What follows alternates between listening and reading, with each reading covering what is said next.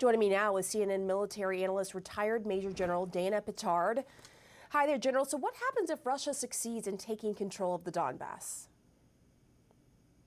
Well, good morning, Pam, on this Memorial Day remembrance. If the Russians succeed in taking the Donbass region, that'll be a huge blow to Ukraine. As Matthew Chance just mentioned, in war, momentum ebbs and flows.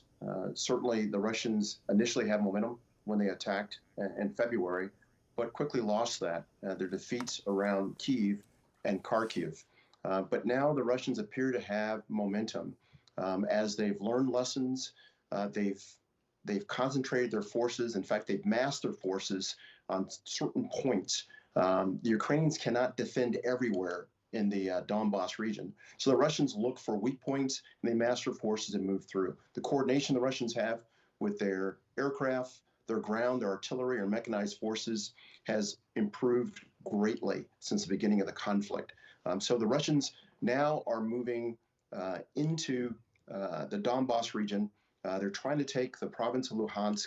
Severodonetsk is a key city in Luhansk, and right now the Russians are hitting it from three different directions: east, north, and south.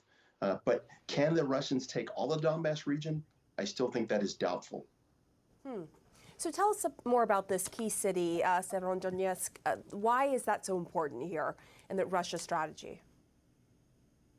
Well, it's a key city because it's the last largest remaining city in Luhansk. It juts out, if you look at a map, to the east in Luhansk. The Russians are hitting it hard from the east, but they're trying two different pincer movements, one from the north and one from the south. If they're successful in taking Severodonetsk,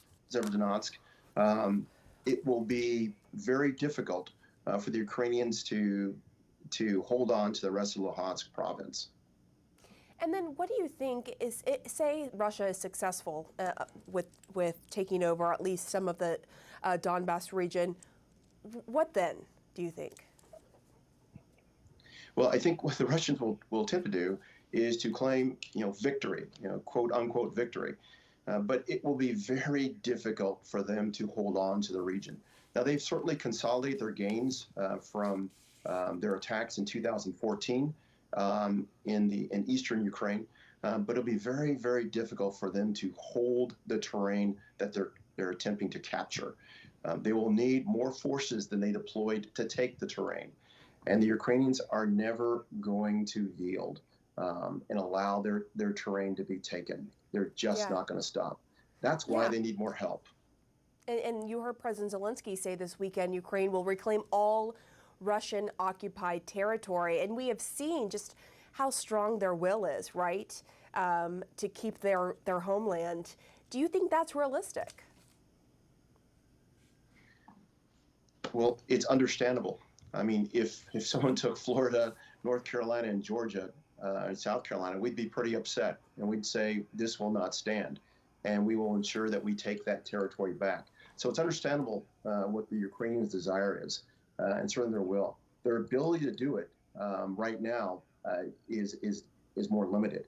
They're going to need assistance. They're going to need the equipment they've asked for. They're going to need the MLRS, multi-launch rockets. They're going to need the MiG-29 aircraft. They're going to need more support from the West and NATO.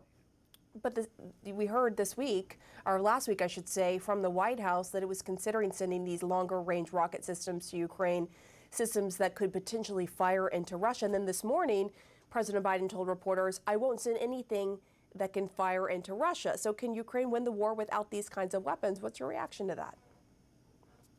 I think it's doubtful that Ukraine can win without those weapons. And I think both the United States and certainly NATO needs to stop the driblets and drops of equipment. Give them what they need for the offensive capability, defensive capability also, to take their terrain that has been lost to Russia, and send a huge message to Russia that this will not stand.